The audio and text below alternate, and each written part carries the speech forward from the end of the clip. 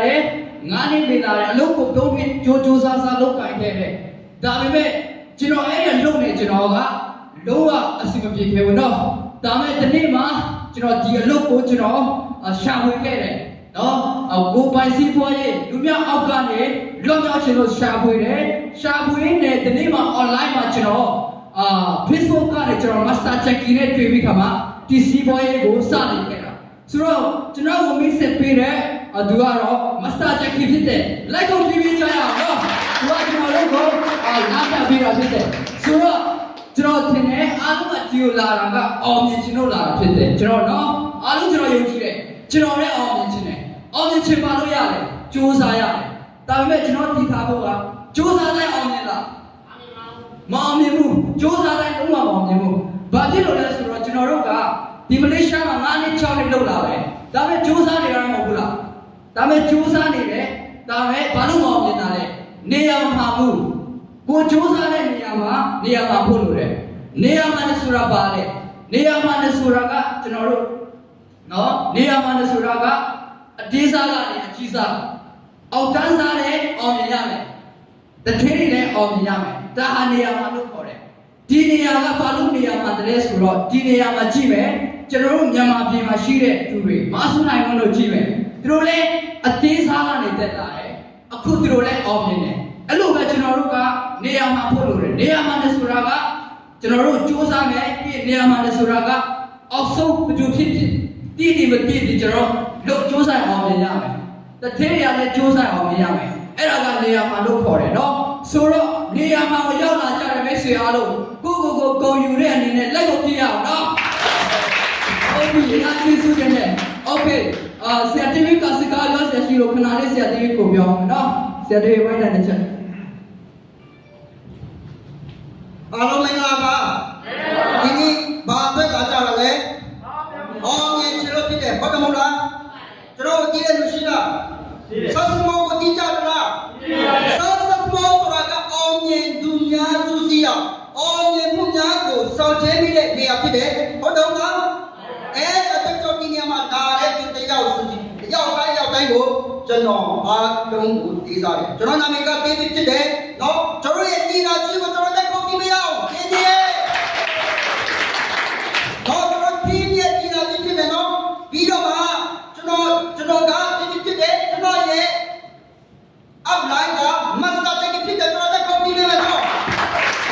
အဲ့ဒါတော့ဒီနေရာမှာကျွန်တော်ရောက်ရှိချင်တာအောင်မြင်ဖို့ကိုဘယ်လိုကျွန်တော်ရကြည့်မလဲအောင်မြင်သူများကအောင်မြင်အောင်ဘယ်လိုလုပ်ဆောင်ခဲ့ကြတယ်လဲဘယ်ဘဝကလည်းအောင်မြင်မှုကိုရောက်ခဲ့တာလဲဘယ်ဘဝကဆက်တက်လာတယ်နော်ကျွန်တော်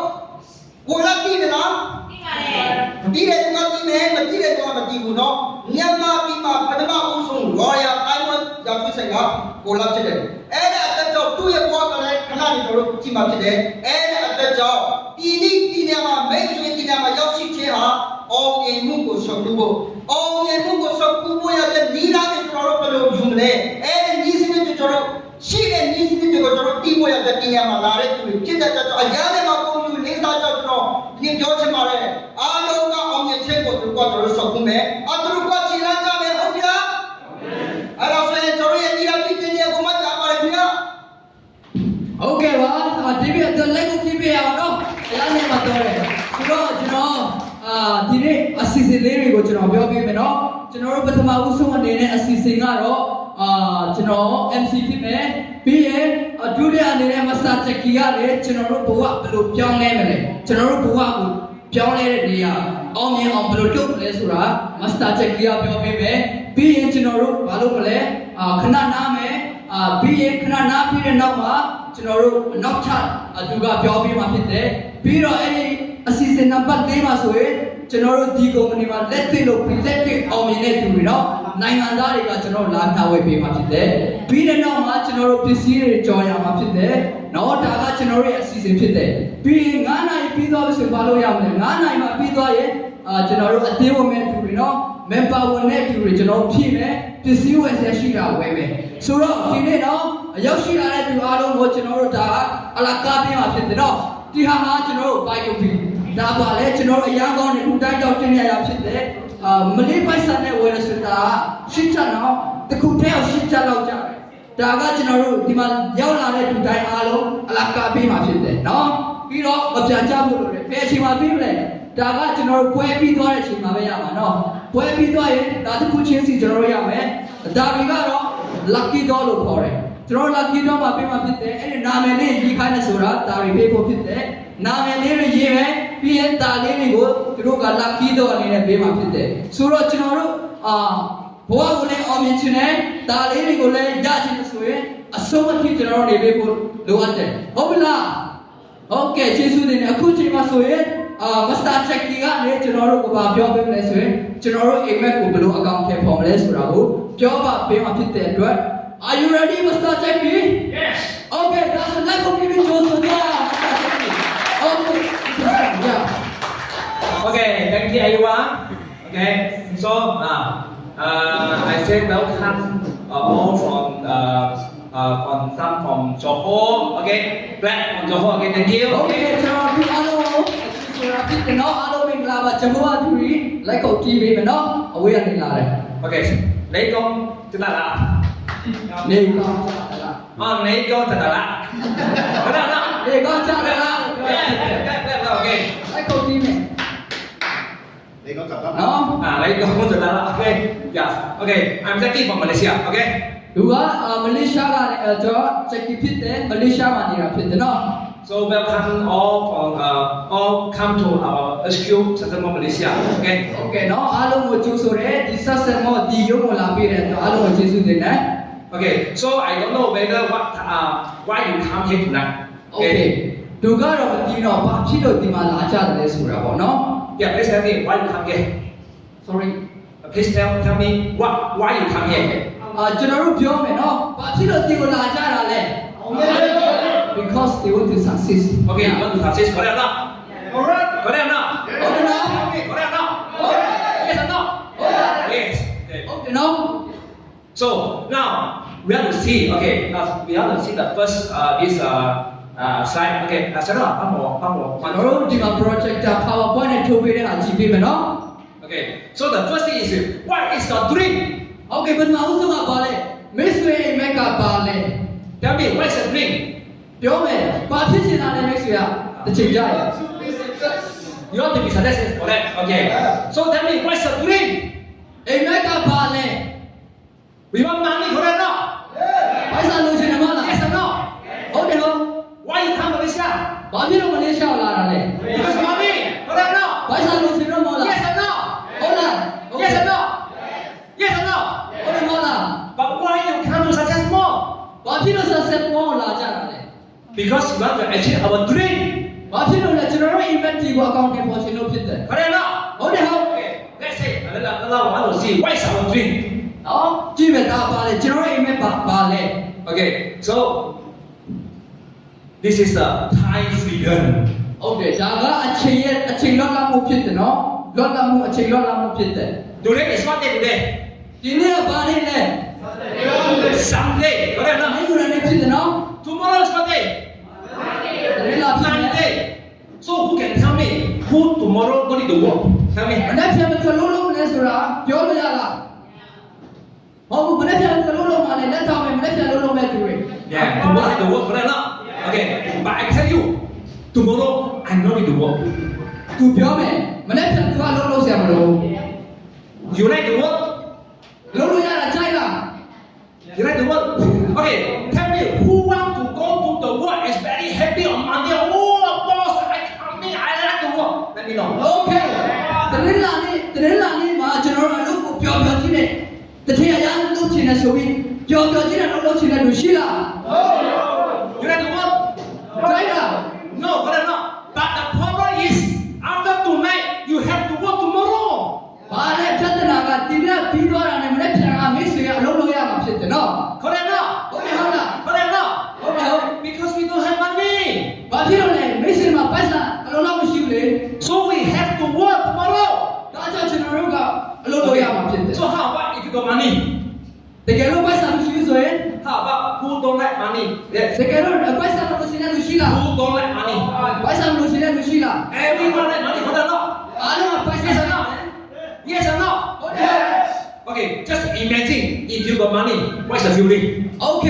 စဉ်းစားကြည့်မယ်ပိုက်ဆံအများကြီးရှိမှဆိုဘာလုပ်မလဲ Do you like money? ကြိုက်လား But do you have money? အခုရှိလားအများမှာပိုက်ဆံ Do you have money? လုံလောက်တဲ့ပိုက်ဆံရှိလား Now, yes, correct. So if you got money, this is what we want, correct or not? High freedom, money freedom, correct or not? ဟုတ်တယ်ကျွန်တော်တို့ကပိုက်ဆံရှိတယ်ဆိုရင်အချိန်လည်းလောတ်တယ်ပိုက်ဆံလည်းလိုအပ်တာဟုတ်တယ်မဟုတ်လား Okay, next. Okay. Family. ဒါမိသားစုဖြစ်တယ် You like have a family? မိသားစုကိုချစ်လား You like have it? But the problem is, if you don't have a money, you don't have a family, correct or not? သူပြောချင်တာဟုတ်ပြီကျွန်တော်တို့ကပိုက်ဆံမရှိဘူးဆိုရင်ပိုက်ဆံရဖို့အတွက်ကျွန်တော်တို့ကအခုမိသားစုနဲ့ခွဲပါပြီးလာနေရတယ်မဟုတ်ဘူးလားမိသားစုကိုချစ်ပြီးမဲ့ကျွန်တော်တို့ကအတူတူမနေရဘူးနော်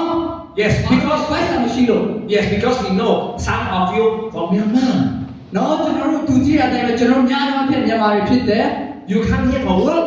ဒီမှာကျွန်တော်တို့ကအလုပ်လုပ်ဖို့လာတာ but the family is back. Correct or not? ကျွန်တော်မိသားစုတွေကပဲပါတယ်မြန်မာနိုင်ငံမှာရှိတာဖြစ်တယ် But that's why they come tonight. အဲ့ဒါကြောင့်ကျွန်တော်တို့ကဒီနေရာကိုရောက်လာတာဖြစ်တယ် I can let you know ကျွန်တော်ပြောနိုင်တယ် from start from now. ဒီနေ့ကနေစပြီးအခုချိန်ကနေစပြီး I don't have the problem of the money.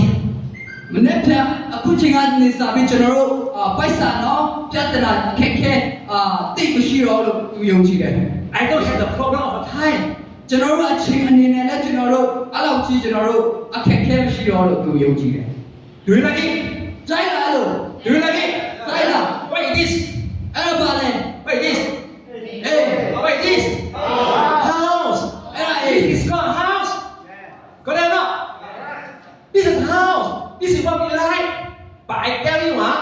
not say flat no good, but this one is small good. Correct or not? Yes or not? ဟုတ်တယ်နော်ဒီဟာကရန်ကောင်းတယ်မဟုတ်ဘူးလားဒီအိမ်နော်ကြိုက်တယ်မလားအားလုံး Yes. But the problem is, we have no money. ပြဿနာကပါလေဒီဟာကိုလုံချင်မဲ့ကျွန်တော်တို့ပိုက်ဆံမရှိမလားအဲ့ဒါပြဿနာ Yes or not? ဟုတ်တယ်ဟုတ် Okay, you see, next. The car. ဟုတ်ပြီနောက်တစ်ခါကြည့်မယ်ဒီမှာကတာ Especially the man here. โอเคအထူးတစ်ချက်ကျွန်တော်ယောက်ျားလေးတွေတက်ပေါ့နော် Do you like the car? ကားကြိုက်လားအားလုံး Do you like it? ကြိုက်တယ် Do you like it? Yes, you see my car. Good. သူ့ရဲ့ကားလေးပေါ်မှာ3 4 5 6သူရေးထားတာမိုက်စားပဲ That's what we want. အဲ့ဒါတွေကကျွန်တော်တို့လိုချင်တဲ့အရာတွေဖြစ်တယ် But the problem is, ဒါမဲ့ပြဿနာက many people အများသောအဖြစ်လူတွေက they don't have this. Correct or not? အများသောအဖြစ်လူတွေမှာဒီဟာမျိုးမရှိတာဖြစ်တယ်ကားမရှိတာဖြစ်တယ် Now, go to next. Okay. โอเคဒီတစ်ခါနောက်တစ်ခါ Driver. โอเคအပြောက်ကြီး Who သွားတယ် like driver? ဘသူအပြောက်ကြီးသွားတာကြိုက်တယ်တခြားနိုင်ငံတွေကိုအားလုံးကကြိုက်တယ်ဟုတ်ပြီ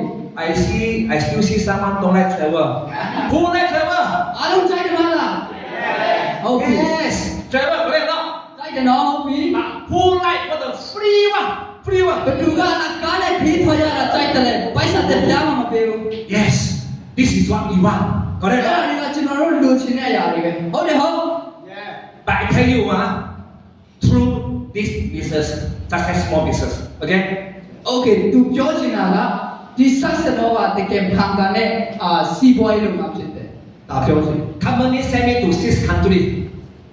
sorry Company give me the free for 6 countries. โอเคဒီ company ကနေ master Jackie ကို6နိုင်ငံကိုသူကအလကားရောက်အောင်သူကပို့နိုင်ခဲ့ပြီဖြစ်တယ်နော်6နိုင်ငံအလကား All is ဖြစ်တယ် all is a free one. အားလုံးကအလကားပဲတရားတစ်ချက်မှမကုန်ဘူး I joined in 2017. โอเคသူက2010ခုမှာဒီစီးပွားရေးကိုစလုပ်ခဲ့တာဖြစ်တယ် After 4 months, လေးလကြာပြီးတဲ့နောက်ပိုင်း I qualified first 3. sorry I qualified for the first 3. โอเคလေးလကြာတဲ့နောက်မှာပဲသူကပထမဦးဆုံးအပျော်ခရီးပေါ့နော်နိုင်ငံခြားတွားခွင့်ရတာဖြစ်တယ် I went to Hokkaido, Japan. โอเคသူကဂျပန်မှာရှိတဲ့ဟောက်ကိုဒိုကိုသူကပထမဦးဆုံးအနေနဲ့တွားခွင့်ရတာဖြစ်တယ် Free one. အလကား Second year, second day second year. Oh, second year. Yeah, Okay. I qualified for the Dubai trip. โอเคနောက်နေ့ကြာတဲ့နောက်မှာသူကနောက်ထပ်နှစ်နိုင်ငံကိုအလကားတွားခွင့်ရတာဖြစ်တယ် Free one. ဒါလည်းအလကားပေါ့နော် And then I qualified to Italy, အီတလီကိုရောက်တယ် Greece, Greece ကိုရောက်တယ် and something like that. But Greece, 不是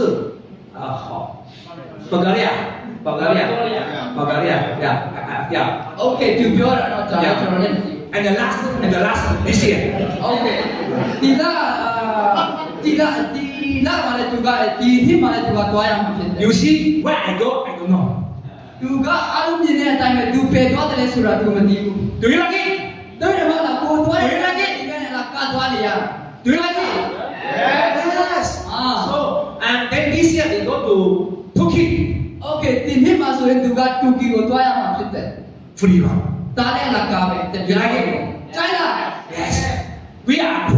already qualified for France on this year Okay ဒီနှစ်မှာဆိုသူတို့ကပြင်သစ်နိုင်ငံကိုသွားဖို့အတွက်သူတို့က qualify ရလာပြီးသားဖြစ်တယ်နော်ပြင်သစ်သွားလို့ရတယ်သူတို့က because of COVID ဒါဘာဖြစ်လို့လဲဆိုတော့ COVID အခုလို့ကျွန်တော်တို့ယောဂဆိုးကြောင့်သူတို့ကမသွားရဘူးနော် yeah we can go yes but next year we are going to England နောက်နေ့ကျရင်အင်္ဂလန်ကိုသွားရမှာဖြစ်တယ် and next year we go to Germany နောက်နေ့လောက်ကျရင်ဂျာမနီကိုထပ်သွားရ and မယ် next year we go to Mediterranean cruise Okay နောက်3နှစ်လောက်ကျရင်အခုသူပြောတဲ့နိုင်ငံကိုသွားရမှာဖြစ်တယ် 2024 we are going to Russia Okay 2024ကျရင်ရုရှားနိုင်ငံကိုနောက်ထပ်သွားရမှာဖြစ်တယ် the first thing is all is free အားလုံးဒီထားလို့ပါရအားလုံးဟာ free ပဲ you like it အဲ့ဒါချက်မှမကုန်ဘူးကြိုက်လား you like it ကြိုက်လား you like it ကြိုက်တယ်let's go that is what I tried 3 years at the beginning Malaysia don't have anything Okay အဲ့ဒါပါလေဒါကသူဒီဆက်စံပေါ်မှာ3နှစ်တော့ပြရခဲ့တဲ့အခွင့်အရေး at the beginning yeah at the beginning Malaysia don't have HQ ကျွန်တော်တို့အစမှာဆိုရင်မလေးရှားမှာဒီလိုမျိုးပေါ့နော်မရှိခဲ့ဘူး no product ပစ္စည်းလည်းမရှိဘူး no staff အလုပ်သမားတွေလည်းမရှိဘူး no system ကျွန်တော်နေ့စဉ်လည်းမရှိဘူး no catalog စာအုပ်တွေလည်းမရှိဘူး but we still want ဒါမဲ့တစ်ခုပဲရှိတယ် but now အခုဆိုရင် we have HQ here ဒီမှာကျွန်တော်အခုတုံးနေတဲ့ရုံကျွန်တော်ရတာဖြစ်တယ် all is free အားလုံးကအလကားပဲဒါလည်း aircon free အဲ့ကောင်လည်းအလကားပဲ but not ဟုတ်တယ်ဟုတ် you come here ခမရဒီမှာမိတ်ဆွေတို့လာတယ် all is free အားလုံးက free ပဲဖြစ်တယ် everyone get this one free ဒီလားခဏနဲ့ကြတာအားလုံးကတစ်ခုကိုအလကားစီရမှာဖြစ်တယ် you like it ကြိုက်လား you like it ကြိုက်လား and then we still got this one Okay ဒီအောင်ဘာဖြစ်တော့ရအောင်ဖြစ်တယ် all is free နော်အားလုံးကအလကားဖြစ်တယ် and then just now you come in do you pay ဆိုတော့ကအထဲကိုဝင်လာတယ်ပတ်စံပေးရလား do you pay do you pay ပေးရဘူး no this is so good နော်အရန်ကောင်းတာဖြစ်တယ်ပါတယ်ပြားတဲ့ချက်မှာပေးရတော့ I can tell you သူပြောမယ်သူပြောနိုင်တယ် now Malaysia 2020 now is start just only the beginning Okay အခုသူပြောမယ်ဒီမလေးရှားမှာဒီလုပ်ငန်းကဒီနှစ်မှာစတာဖြစ်တယ်တာကအစပဲဖြစ်တယ်နော် correct no yes or no yes or no I can sure offer you after 1 year you sure definitely Okay နော်ဒီတော့မှကျွန်တော်လုံးမယ်နောက်တစ်နှစ်လောက်ကျရင်ကျွန်တော်တို့ရဲ့ဘဝကလုံးဝပြောင်းလဲမှာဖြစ်တယ်ယုံလား yes or no yes Yes yes but who now we are say our big two like this okay normally what I want to get our dream country Okay ကျွန်တော်တို့ပုံမှန်အားဖြင့်ကျွန်တော်တို့ဘဝကိုအောင်မြင်ဖို့အတွက်ပါရီလို့တလဲဆိုရင်ဒီမှာတစုံတရာအလုပ်လုပ်ချက်တစုံတရာအတွက်ပဲကျွန်တော်အလုပ်လုပ်တာဖြစ်တယ်နော် yes all of you is employed by someone correct နော် ကျွန်တော်လက်ရှိလုပ်နေတာကအားလုံးသိရမှာလားကျွန်တော်လူများရဲ့အလုပ်ပါပဲလုပ်နေတယ်နော် yes or no ဟုတ်တယ်ဟုတ် yes or no we spend our time to get a little bit money ကျွန်တော်ရဲ့အချိန်အားလုံးကိုကျွန်တော်တို့ပိုက်ဆံနည်းနည်းလေးပဲရဖို့အတွက်တွားချီတွားဖြုံးတာဖြစ်တယ်နော် yes or no ဟုတ်တယ်ဟုတ် yes or no ဟုတ်တယ်ဟုတ် but the money not enough to achieve our dream အဲ့ဒီမှာကျွန်တော်တို့လူများနဲ့အောက်မှာလုပ်ပြရတဲ့ပိုက်ဆံကျွန်တော်တို့လူချင်းနဲ့ကားလို့အိမ်တို့ဝယ်နိုင်မလားမဝယ်နိုင်ဘူး yes but if you don't want the practice now I think you're all very young သူတင်တယ်အားလုံးကဒီရရှိတဲ့သူကအားလုံးအသက်တစ်ချီသေးတော့ကျိုးစားဖို့ပြပါရှိသေးတယ် I am also very young သူလည်းအရာသူ့ကိုသူငယ်သေးတယ်လို့ခိုင်းတယ် yes or no ဟုတ်တယ်ဟုတ် yes or no yeah when you're happy you're always young ဒီကိုကပြောရဆိုရင်အမြဲတမ်းကိုကနုနေတယ်ပေါ့နော်ငယ်နေတယ်လို့ခိုင်းရဖြစ်တယ် but I tell you today after today we apply by someone is not good. โอเคသူပြောနိုင်တယ်ဒီကနေ့ကနေစပြီးကျွန်တော်တို့ကလူများနဲ့အောက်မှာအလုံးလုံးတက်ဆိုတာမကောင်းဘူးဆိုတာကျွန်တော်တို့နားလည်ထားတယ်ဟုတ်တယ်ဟုတ်နားလည်တယ်ဟုတ် Because we earn a little bit money only. ဘာဖြစ်လို့လဲဆိုတော့လူများနဲ့အောက်မှာကျွန်တော်တို့ရေပိုက်ဆံကလူကျွန်တော်ရလားမရဘူးလူများကန့်တတ်နေပဲရတယ်နော်နည်းနည်းလေးပဲရတယ် So this is not a way to achieve our dream. ဟုတ်တယ်နော် ဟုတ်တယ်နော်ဒီလူများရဲ့တဲ့အောက်မှာလုံးလုံးတာကကိုယ့်ရဲ့အိမ်မက်တွေကိုပေါ်ဖို့အတွက်အဆင်မပြေဘူး Then we go to be a boss. โอเคဒါဆိုရင်ကျွန်တော်တို့ကကိုယ်ပိုင်စီးပွားရေးတစ်ချိန်လုံးလို့ရတဲ့ဒီလမ်းကိုသွားမယ် Who want to be a boss? သူကတစ်ချိန်ဖြစ်ချင်းနဲ့ To be a boss. ဆန္ဒချင်းနဲ့ Oh, okay. Everyone want to be a boss. Okay. အားလုံးကချမ်းသာခြင်းပဲဒီမှာရောက်လာတဲ့သူကျွန်တော်ယုံကြည်တယ်အားလုံးကချမ်းသာခြင်းကိုရောက်လာ Okay, can I ask you one question? โอเคသူတစ်ခုပဲမေးမယ်မေးခွန်းတစ်ခုမေးမယ် Do you have enough money to become a boss? Tell me. โอเคကျွန်တော်ကခုရောက်လာတဲ့မိတ်ဆွေအားလုံးမှာတစ်ချိန်ဖြစ်ဖို့လုံလောက်တဲ့ပိုက်ဆံရှိလားမရှိပါဘူး Enough? ရှိလား Oh my God. မရှိဘူး Boss cannot. no but sorry Boss cannot achieve our dream. okay sorry boss cannot That means we want to be a boss.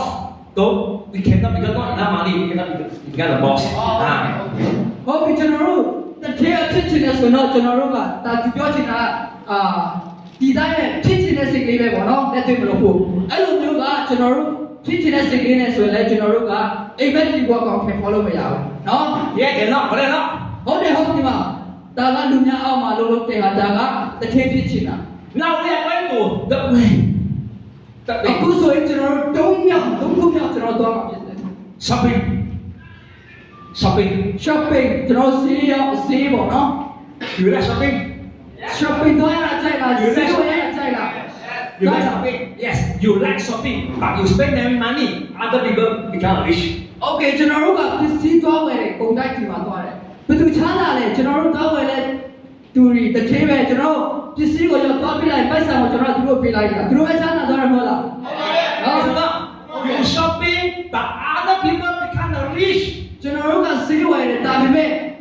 အဲ့ဒီလူတွေပဲချမ်းသာသွားတယ် But now I teach you one way. အခုသူတစ်ခုတင်ပြပေးမယ် You shopping, sorry your shopping, we shopping. okay ခင်ဗျားရဲ့စီးဝယ်တဲ့နေရာ We become rich. ကျွန်တော်တို့စီးဝယ်နေတဲ့ချမ်းသာလား You want it? ကြိုက်လားလုံးချင်း You လား want it? လုံးချင်းလား You want it? Yes. okay Okay. Now we say when we shopping, we call a consumer. consumer ဆိုတာကစားလို့လူဖြစ်တယ် Yeah, we spend money. ကျွန်တော်တို့ကပိုက်ဆံကိုသုံးတယ် When we spend money, someone will earn money. okay ကျွန်တော်တို့ကစေးတော့ဝယ်ရင်ပိုက်ဆံတွေကပိုက်ဆံရတယ်သူတို့ချမ်းသာတာဖြစ်တယ် Now we teach you. We become a producer. okay ကျွန်တော်အခုတင်ပေးမယ့်ဟာကတော့ကျွန်တော်တို့ထုတ်လုပ်သူဖြစ်အောင်ဘယ်လိုလုပ်မလဲ We spend money. ကျွန်တော်တို့ပိုက်ဆံသုံးတယ် We save money. ပိုက်ဆံကိုဒီမှာပြန်သိမ်းမယ် We ask the other people spend money. ကျွန်တော်တို့လူတွေကိုပိုက်ဆံသုံးလာအောင်ပြောမယ် We earn money. ကျွန်တော်တို့ပိုက်ဆံရမယ် Easy or not? လွယ်ကူလားမလွယ်ကူလား Easy or not? လွယ်ကူလားမလွယ်ကူလား Actually, successful is a very easy business. တကယ်တော့ဒီဆက်ဆက်မောကအရန်လွယ်ကူတဲ့လုပ်ဖြစ်တယ်နော် Okay. Now we say why successful is an opportunity. ဘာဖြစ်လို့ဆက်ဆက်မောကကျွန်တော်တို့လိုလူမျိုးစားအတွက်အခွင့်အရေးဖြစ်တာလဲ So this is a successful. Okay, you all know for that, no? Okay. ကျွန်တော်တို့ဒီတော့ဒီမှာဆက်ဆက်မောတစ်စိတ် This is our founder. ဒါကကျွန်တော်တို့ဆက်ဆက်မောရဲ့ကျွန်တော်ရဲ့တစ်သေးဖြစ်တယ်ကျွန် This တော် is တို့ yes. This is our CEO. ဒါကကျွန်တော်တို့ထုတ်လုပ်သူဖြစ်တယ်သူကတော့ CEO ဖြစ်တယ် When I first time I meet our founder. Okay ပထမဆုံးမှာသူကကျွန်တော်တို့ကုမ္ပဏီရဲ့တစ်သေးပေါ့နော်သူကတစ်သေးဖြစ်တယ်တစ်သေးနဲ့တွေ့တယ် Yeah, we are going to meet our daughter in Bangkok. Okay သူကဘယ်မှာသွားတွေ့လဲထိုင်းနိုင်ငံမှာသွားတွေ့တယ်ဘန်ကောက်မြို့ When we meet our founder, သူနဲ့တွေ့တဲ့အခါကျအချိန်မှာ we don't believe it's so easy. ဒီလောက်လွယ်ကူတယ်ဆိုတာကိုသူတို့မယုံခဲ့ဘူးသူမယုံခဲ့ဘူး Just now how you come here? စောနာကမက်ဆီလိုဘယ်လိုလာလဲတီယို Just now how you come here? ဘယ်လိုလာကြတယ်လဲ By Grab, Grab နဲ့လာမယ် by MRT. ယထာနဲ့လာမယ် Yes, ဟုတ်တယ်ဟုတ် yes.ဟုတ်တယ် By but we going to meet our founder. We go to we take a plane to the Bangkok. โอเคကျွန်တော်တို့ကကျွန်တော်တို့ရဲ့တထင်းကိုတွားကြည့်ချင်တယ်တွားမြင်ချင်တယ်ဆိုကျွန်တော်တို့ကလေပြန်နဲ့တွားပြီးခါမှာကျွန်တော်တို့ဘန်ကောက်နိုင်ငံထိုင်းနိုင်ငံကိုကျွန်တော်တို့တွားတွေ့ရမှာဖြစ်တယ် When we go to Bangkok, excuse, ကျွန်တော်တို့ထိုင်းနိုင်ငံရုံးကိုတွားတဲ့ခါကျရင် we see the founder. Sorry, we see our founder. โอเคကျွန်တော်တို့ကကျွန်တော်ရဲ့တထင်းကိုတွေ့မှာဖြစ်တယ် Wow, so good. နော်အရာကောင်းတယ်ဝါဆိုပြီးခါမှာကျွန်တော်တို့ကသဘောကျတယ်မှာအားကြမှာဖြစ်တယ် But we don't believe. ဒါမဲ့ကျွန်တော်တို့ကမယုံဘူး I say, no, မယုံဘူး no. နော်မယုံဘူး We fly second time. ကျွန်တော်တို့တခါထိုင်းပြီးသွားတယ်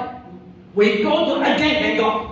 နောက်ထပ်ပြီးဘန်ကောက်ကိုသွားတယ် We see again founder. ကျွန်တော်တို့နောက်ထပ် CEO ကိုထပ်တွေ့ပြန်တယ် That time only we sign. အဲ့ဒီဒုတိယမြောက်မှာပဲကျွန်တော်တို့ကmember ဝင်တယ်ပေါ့နော် We pay for the ringgit. ကျွန်တော်တို့ပိုက်ဆံ40ပေးမယ် But we sign at Bangkok. ဒါမဲ့ကျွန်တော်တို့ကဘန်ကောက်မှာပဲဖတ်ဖို့ပြင်တယ်ဒီမှာမဟုတ်ဘူးပေါ့ We spend 4,000 to go Bangkok. ကျွန်တော်တို့sorry သူတို့က4,000ပေါ့နော်မလေးပိုက်ဆံ4,000ကိုဘန်ကောက်သွားဖို့အတွက်ပေးရတယ် So we go Bangkok, we to see our founder and our CEO.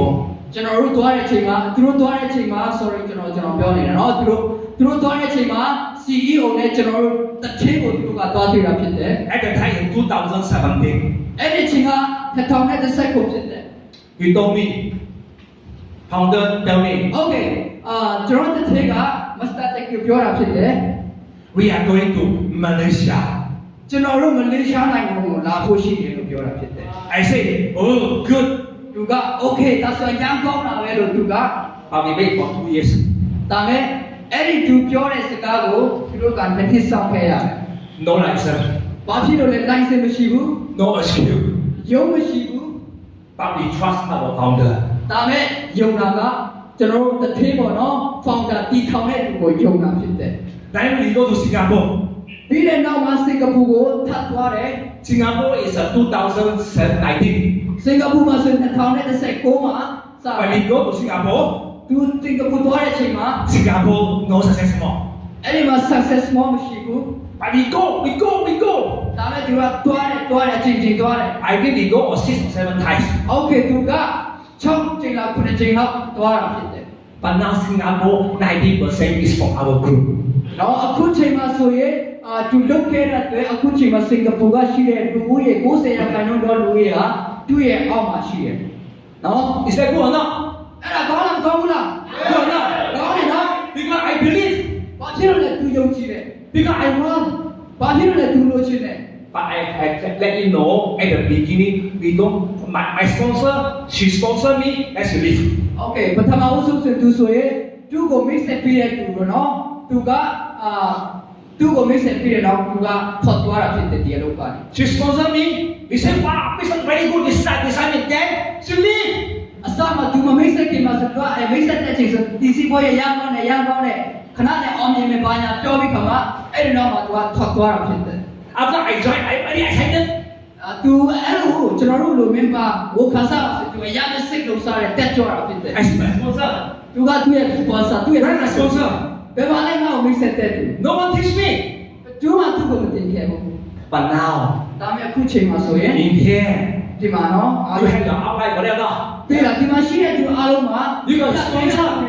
အားလုံးကျွန်တော်မိတ်ဆက်တည်ရှိတယ်မဟုတ်ဘူးလား ရှိပါတယ် Yeah. You got your leader. ကျွန် Daniel. တော်တို့မှာဖောင်းဆောင်ရှိတယ်မဟုတ်ဘူးလား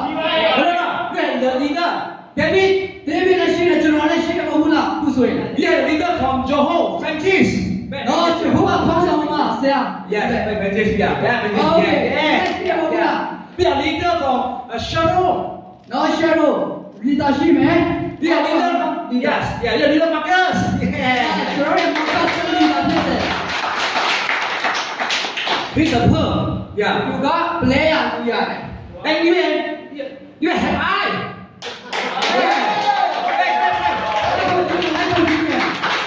But the important thing is what we teach you, what we help you, all is free.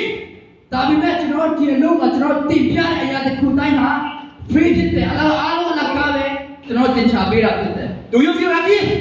အားလုံးကလည်းအားလုံးက Do you feel ဒီ lucky? ခါမှမင်းနော်စိုက်တယ်မလား You have to understand. When start, we don't have everything, but now everything have. You should get something. โอเค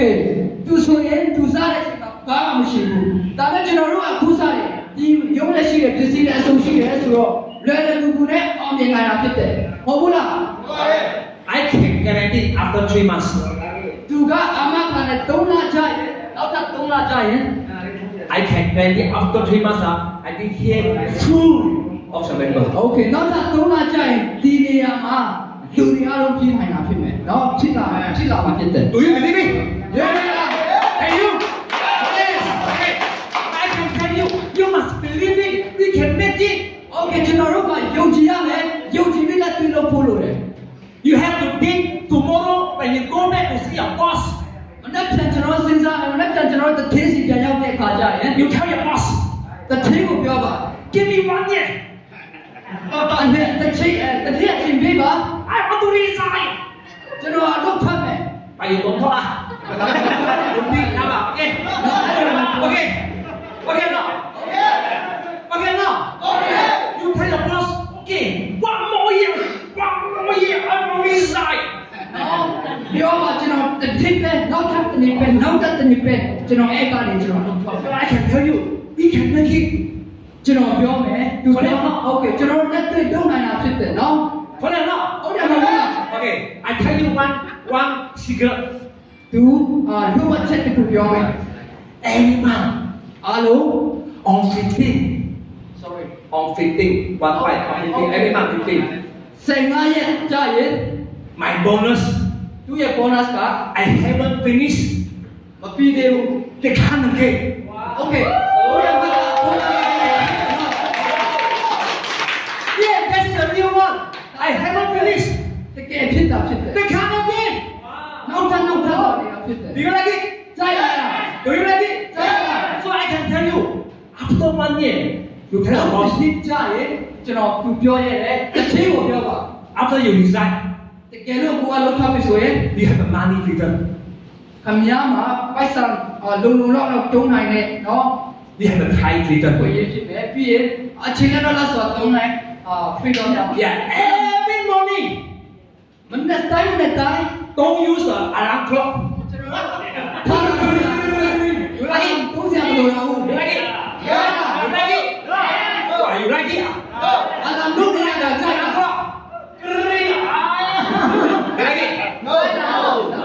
No, huh? Every night. Ring. 5 more minutes. 5 more minutes.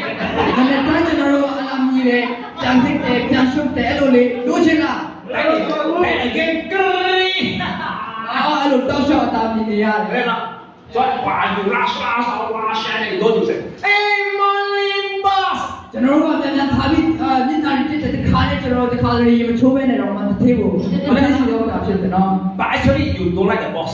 ဒါနဲ့ကျွန်တော်တစ်သေးကိုမကြိုက်ဘူး But say morning boss. ဒါနဲ့ကျွန်တော်တို့ကတစ်သေးကိုမကြိုက်ပြီးမဲ့တစ်သေးကြိုက်နေတော့ကျွန်တော်အနေပေးနေရတယ်နော်ပြုံးချင်တယ်မပြုံးချင်တယ်ပြုံးပေးနေရတယ် Có lẽ nào? ဟုတ်တယ်မဟုတ်လား Có lẽ nào? Every day you do the same thing. ဒီတိုင်းကျွန်တော်တို့ကလုပ်နေရတာဖြစ်တယ် Every week do the same thing. အပတ်တိုင်းနဲ့ the same thing လုပ်နေတာပဲ Every month the same thing. ဒါတိုင်းနဲ့ဒီအားပဲလုပ်နေတာပဲ Every year same thing. တိုင်းနဲ့ဒါပဲလုပ်နေတာပဲ You get a second now. You get a second salary. โอเคကျွန်တော်တို့ကအဲ့လိုဖြစ်နေချီလာတဲ့ချီလုပ်ပြီးမဲ့လာစာကနည်းနည်းလေးပုံမှန်မရတယ်မဟုတ်ဘူးလား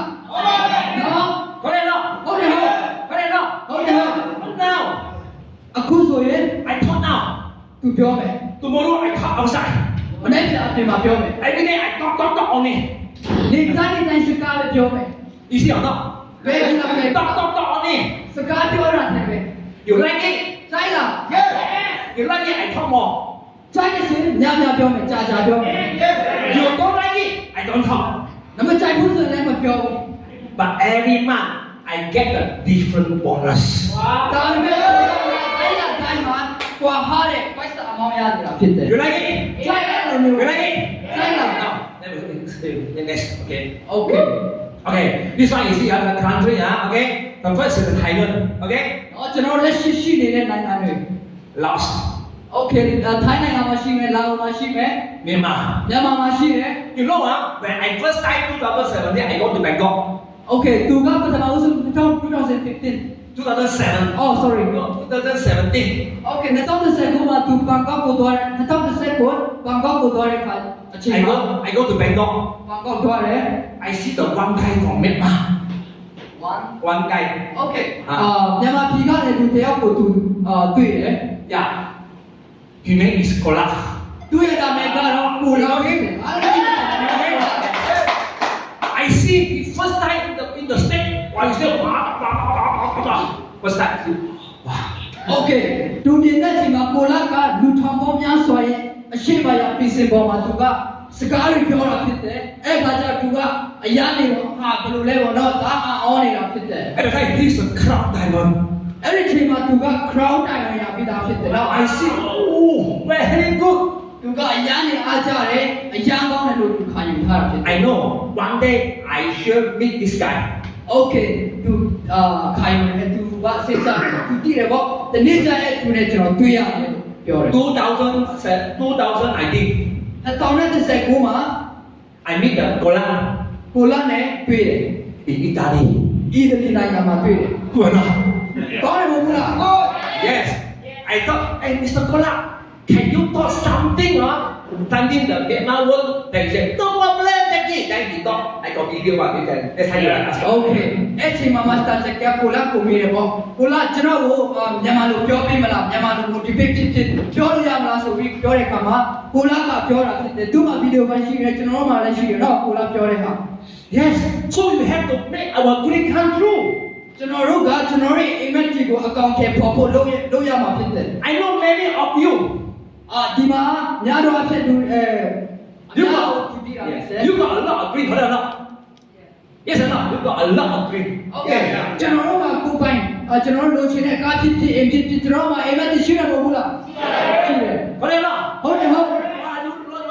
want money boyfriend girlfriend house you always think ဟုတ်တယ် ကျွန် နော် တော်တို့ကချစ်တူလားအိမ်လားကားလားဘာလို့ချင်တာလဲအများအားတွေးနေတာဖြစ်တယ်နော် but today someday you see the watch ဒါမှကျွန်တော်ဒီနေ့နာရီကိုကြည့်လိုက်တယ် tomorrow I have to work မနေ့ပြန်အလုပ်ပြန်လုပ်ရမယ်ဆိုတော့ကျွန်တော်ဒီ you don't like it ကြိုက်လားမကြိုက်ဘူးမကြိုက်ဘူး but you have to do it ဒါမှကျွန်တော်ကလုပ်ကိုလုပ်ရမှာဖြစ် ဟုတ်တယ်နော် ဟုတ်ဟုတ် ဟုတ်တယ်နော် ဟုတ်တယ် but after 1 year after 2 years you see what happen same thing happen နောက်နေ့တစ်နှစ်ကြာရင်ဒီတိုင်းပဲဖြစ်နေမှာဟုတ်တယ်ဟုတ်လားနော်ဒုညမှာလို့ yeah we cannot make the dream make our dream come true ဟုတ်တယ်နော် ဆိုတော့ကျွန်တော်တို့အိမ်မက်တီကိုကျွန်တော်တို့ဒုညရဲ့တက်အောင်မလုပ်တဲ့ဆိုရင်အခုကပေါ်ဖို့ခက်လိမ့်မယ် but through this business ဒီစီးပွားရေးနဲ့ဆိုရင် how much you pay how much you pay never 40 ringgit 40 ringgit 40အသိဝန်တာ40လေးပဲနော် how much you pay 40 ringgit 40လေးပဲပေးရတာဖြစ်တယ် yes or no ဟုတ်တယ်ဟုတ်လား yes or no ဟုတ်တယ်ဟုတ် but 40 ringgit we can pay everyone dream come true โอเค40လေးပြည့်တဲ့ကျွန်တော်တို့ကလူတိုင်းရဲ့အိမ်မက်ကိုကျွန်တော်တို့အကောင့်ထဲပေါ်ပေးနိုင်တာဖြစ်တယ် I can guarantee you သူအမခံနေတယ် if you want တကယ်လို့ခင်ဗျားလိုချင်တယ်ဆိုရင် if you want တကယ်လို့လိုချင် you တယ် can ဆိုရ see င် Daniel David and the practice I so sorry a lot from Johor then after that he so want back to Johor သူတော့ကျွန်တော်တို့လည်းဝေးတယ်သူလည်းဂျိုဟိုးကိုပြန်ရမှာဖြစ်တယ်နော်သူက yes ဟုတ်တယ်နော် ဟုတ်တယ်ဟုတ်တယ် some people you tell him come very close no I don't like ကျွန်တော်တို့ကမိတ်ဆွေတွေပြောတယ်နော်ကျွန်တော်နီးရဲ့တားနဲ့လည်းပြောတယ်သူကမလာချင်ဘူးပဲပြောနေတယ် because he said I like to work I like the morning every morning I like grow very happy သူကမနေ့ကျွန်တော်အလာလာနေတဲ့ဟာကိုသူကပျော်နေလို့ဖြစ်မှာပေါ့နော်မလာချင်ဘူးဆိုရင် ဟုတ်တယ်နော် ဟုတ်တယ်ဟုတ် who can tell me every morning the alarm clock ring you are happy morning I want to see my boss no one โอเคဘသူကအဲ့လိုအလာမင်းပေးတာကိုတားရတဲ့ဘောကြတယ်တတိယနဲ့အတို့ရတယ်တားပြောတဲ့သူရှိလားဒီထဲမှာမရှိဘူးနော် no lah မရှိဘူး but I tell you tomorrow morning မနေ့ဖြာ you are fasting again မနေ့ဖြာကျွန်တော်ထပ်ပြီးအလုပ်လုပ်ရအောင်ပါဖြစ် ဟုတ်တယ်နော် ဟုတ်တယ်ဟုတ်လား at 7 morning မနေ့ကလည်းနိုင်အလာမမီလာနေမှာဖြစ်တယ်နော် ဟုတ်တယ်နော် ဟုတ်တယ်မဟုတ်ဘူးလား but start from now တ ဒီကနေအခု 1 year more from now, ဒီကနေစပြီးတစ်နှစ်ပဲအချိန်ပေးပါ I can guarantee you, သူအာမခံရတယ် you can resign. ကျွန်တော်တို့လုပ်နေတဲ့တော့ကို Beside the work. တတိယကို I can promise you, if you want, တကယ်လို့လိုချင်တယ်ဆိုရင် because we make it, ကျွန်တော်တို့ကလုပ်နိုင်တယ် you can make it. ကျွန်တော်တို့ကရှာရ Yes. Okay. Some. Then we say, then Vietnam, Singapore. Now ဒီရတော့သွားမယ်စင်ကာပူသွားတယ် Singapore already open. စင်ကာပူလည်းဖွင့်ထားပြီးသားဖြစ်တယ် I tell you, Singapore now, I'll tell you a lot of Myanmar also. နော်အားလုံးကြည့်တဲ့အတိုင်းစင်ကာပူမှာလည်းဒီကုမ္ပဏီမှာလုပ်နေတဲ့မြန်မာတွေအများကြီးရှိတာဖြစ်တယ်နော် Now these 7 countries, အခုတွေ့နေရတဲ့ခုနှစ်နိုင်ငံမှာ next year, နောက်နေ့ကျရင် we are going to Philippines. ဖိလစ်ပင်းနိုင်ငံကိုနောက်နေ့ကျရင်သွားမှာဖြစ်တယ် We are going to Indonesia. အင်ဒိုနီးရှားကိုသွားမှာဖြစ်တယ် Do you like it? ဆိုင်လား Oh, I tell you what I see. But they say, next year we are going to Philippines, Indonesia. Oh, I say happy. ကျွန်တော်တို့ကဖိလစ်ပင်းလည်းသွားမယ်အင်ဒိုနီးရှားလည်းသွားမှာပြောစရာမကောင်းဘူးလား Because I know ဘာလို့လဲသူသိတယ် my dream one by one make it make my dream come true. โอเคတခုချင်းတိုင်းကအဲ့တခုစီတိုင်းကသူ့ရဲ့အိမ်မက်ကြီးကိုအကောင့်ထဲပေါ်ပေးနေတာဖြစ်တယ် Okay, next. Okay, this is in the Thai, all the branch. โอเคဒီဟာကထိုင်းနိုင်ငံရဲ့ဆိုင်ခွဲတွေပေါ့နော်ရုံးခွဲတွေဖြစ်တယ် Yes. Now here is the first in Malaysia, BJ. โอเค PJ ဒီမလေးရှားမှာဆိုရင်အခု PJ ပေါ့နော်ဒီဟာရုံးမှာပထမဦးဆုံးဖြစ်တယ် But I tell you, second branch very soon will go. sorry Second branch, Malaysia second branch. Second. โอเคမလေးရှားမှာလည်းနောက်ထပ်ရုံးခွဲရှိလာမှာဖြစ်တယ်ပေါ့နော် You know where to go? Johor. Where? Johor. Where? Johor. Johor. จะโหมาရုံးခွဲရှိလာ Now you must sponsor more people on Johor because Malaysia is going to open second branch in Johor. နောက်နေ့လာကျရင်จะโหမှာကျွန်တော်တို့ကရုံးတစ်ခုထားတော့မှာဖြစ်တယ်နော်จะโหမှာ You see, အော်စပွန်ဆာတွေများများရှာတာ you see, when Johor open, all the people go shopping. နော်จะโหမှာဖွင့်တဲ့အခါကျရင်ကျွန်တော်စီးဝယ်တဲ့သူကအဲ့ဒီရုံးကိုသွားမယ် And then you see a live TV. Group. နော်စီးဝယ်ချိန်မှာကျွန်တော်ပညာအမှတ်ကြီးကတောက်လျှောက်တဲ့လာနေမှာဖြစ်တယ် You like it? ကျိုင်းလားလေ You like it? ကျိုင်းလား Then every month of 15, company pay the bonus. Oh my ဒါ God! တိုင်းအမှတ်တဲ့လာကုမ္ပဏီကပိုက်ဆံအများအားပေးနေတာဖြစ်တယ် You like it? ကျိုင်းလား You like it? Yeah. I tell you what, first month I tried 2017. first month No, first month 2017. okay 2020ကိုမှသူစတင်တဲ့ခါကျ I joined သူကြော without anything. ဘာမှမရှိဘူး I qualified as a goal. ဘာမှမရှိဘူးမဲ့သူက qualify 900တာဖြစ်တယ်နော် And the second month, ခဏမြောက်မှာ I become a billionaire. platinum ညာထူရတာ Not everything. ဘာမှလည်း Now Malaysia is open. Do you think can you qualify as a goal and a billionaire? Yes. တော့အခုချိန်မှာဆိုမလေးရှားမှာပစ္စည်းတွေအဆုံရှိရဲ့ Can you? ဖြစ်နိုင်ပါလားသူ Can you? I tell you what, if you qualify as a goal, it's almost is around 4,000 ringgit Malaysia. Enough or not?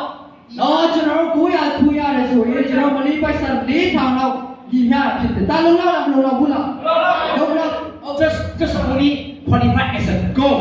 Around 4,000. 900ထူရမယ်4000လောက်ရတယ်နော်900ထူဆိုရင်4000လောက်ရတယ်ဖြစ်တယ် You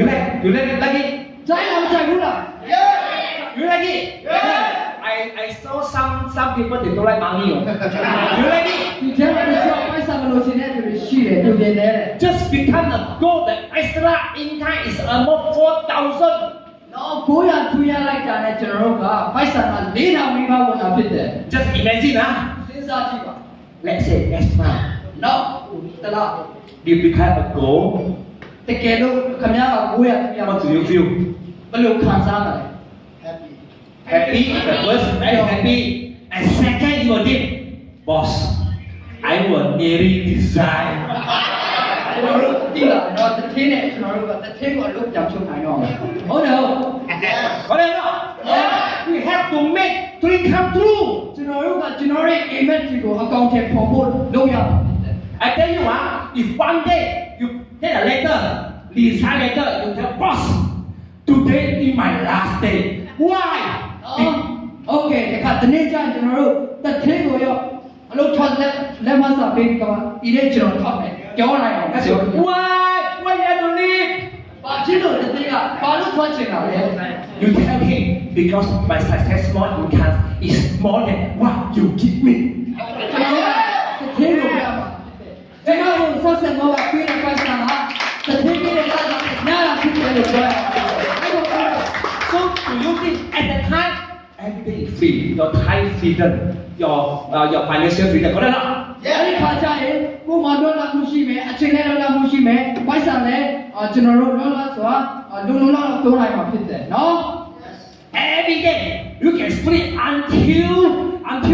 hungry. You wake up. ကျွန်တော်တို့အဲ့ခါကျရင်ကျွန်တော်တို့ကကြိုက်တဲ့လောက်အိတ်လို့ရတယ်ပိုက်ဆံတဲ့အချိန်ကခါပြီးသမင်းစားလိုက်ရုံပေါ့နော် You like it? ကြိုက်လာရုံပေါ့ You like it? You sleep. I am very hungry. Oh, 1 p.m. Good. ကျွန်တော်ပိုက်ဆံတော့အေးရင်းနဲ့နိုင်ကြည့်မယ်တနားကြီးဆိုရင်မကြိုက်ဘူးလားအစ်စ်ထားစားမယ်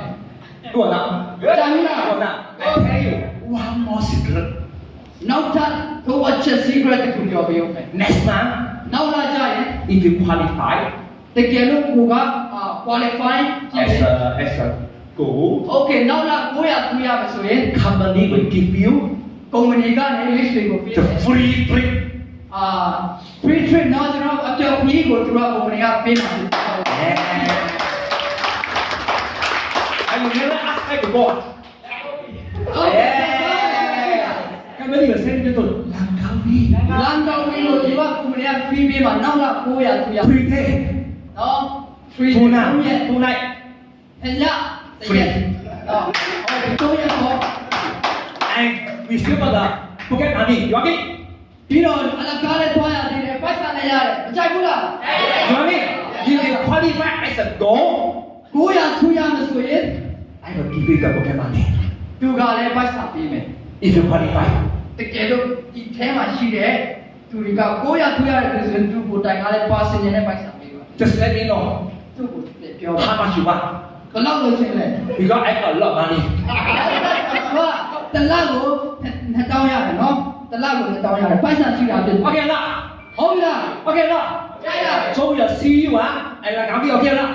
တန်တော်ဝယ်မှာတွေ့ကြမယ်နော် Okay? Okay. So we go next. Okay. โอเคနောက်တစ်ခုတော့ You see, all the Thailand, all the north to south, all we have the blood. Malaysia also one day like this. โอเคထိုင်းမှာဆိုဒီလိုနော်အားလုံးပြည့်တဲ့တိုင်ရုပ်ပွဲတာအများကြီးပဲမလေးရှားမှာလည်းတနေ့ကျရင်ဒီလိုဖြစ်လာနိုင်အောင်ကျွန်တော်လုပ်မှာဖြစ်တယ်နော်ရှိတာမှာဖြစ်တယ် Okay, we go next. Okay. Now the member already nearly 1.2 million. โอเคကျွန်တော်တို့လက်ရှိကျွန်တော်တို့အတင်းဝင်ထားတဲ့ကွာတန်းချီနော်တန်းတင်းရှိထောင်နော်အဲ့လိုရှိတာဖြစ်တယ်တန်းချီပြီးကမှပဲပါရီကိုထားပြီးသားဖြစ်တယ်နော် You just imagine စဉ်းစားကြည့်လိုက်ပြီဆို 1.2 million people already joined. ကျွန်တော်တန်းချီပြီးလူတွေကဝင်ထားဒီအလုံးမှာလုပ်နေတာဖြစ်တယ် Do you believe it? ယုံနာမယုံနာအဲ့လိုလူ Do you believe it? ယုံနာ Do you? ယုံနာ Even you are Malaysia here. sorry Even you are Malaysia here. okay ဒီမလေးရှားမှာအများရှိနေတော့မှ I tell you, သူပြောရဲ don't worry. မစိုးရင်လည်း I can help you. သူရင်ပြီးလို့ရတယ်နော် You want me? You want me? You want me? Just let me know, Jackie. I want me. I will help you. ချက်တူပဲပြောပါကျွန်တော်ချမ်းသာခြင်းနဲ့ဆိုသူဝင်ရင်ပေးမှာဖြစ်တယ်နော် I will put my 100% energy to help you. သူကတရားရခံတော့မိတ်ဆွေကိုဝင်ရင်ပေးမယ်ထောက်ပါပေးမှာဖြစ်တယ် Okay? ဟုတ်ပြီလား Okay, go next. Okay. You see, this is we say our 5 brands, 5 brands. okay ဒါကကျွန်တော်ရဲ့ five brand ပေါ့နော် Okay, when you talk about our success more, we talk about what? Our founder and our CEO. okay ဆက်ဆက်မောတခုဆက်ဆက်မောကုမ္ပဏီတခုကိုကျွန်တော်တို့ပြောတဲ့အခါကျရင်ကျွန်တော်ပထမဦးဆုံးအနေနဲ့ကျွန်တော်တို့ကတီထောင်မှုတွေနော်အတာဝန်ပြောရမှာဖြစ်တယ် Correct? No, we talk about success more. We talk about our founder and our CEO. ဆက်ဆက်မောကိုကျွန်တော်ပြောတဲ့အခါကျရင်အားလုံးပြောနေကြအတိုင်းကြီးတဲ့အတိုင်းပဲကျွန်တော်တီထောင်သူနဲ့ကျွန်တော်ရဲ့ CEO သူတို့အကြောင်းကိုပြောတာဖြစ်တယ် We have our corporate branch. okay ဒါကတော့ complete brand ဆို ဆိုတာကဗာလဲပေါ့ကျွန်တော်တို့ success more ရဲ့brand ပေါ့နော်တစ်စိတ်နဲ့ဟိုမှာပြထားတဲ့ academy leadership เนาะအဲ့ဒါပြောလို့ချင်တာဖြစ်တယ် If you only success more, you cannot succeed. sorry If you only got success more, you cannot succeed. You have to mix together the SLA together. Yeah. ကျွန်တော်တို့ success more တစ်ခုထဲပဲကျွန်တော်တို့ရှိမယ်ဆိုရင်ကျွန်တော်တို့မအောင်မြင်နိုင်ဘူးဟိုမှာကျွန်တော်တို့ success more academy sorry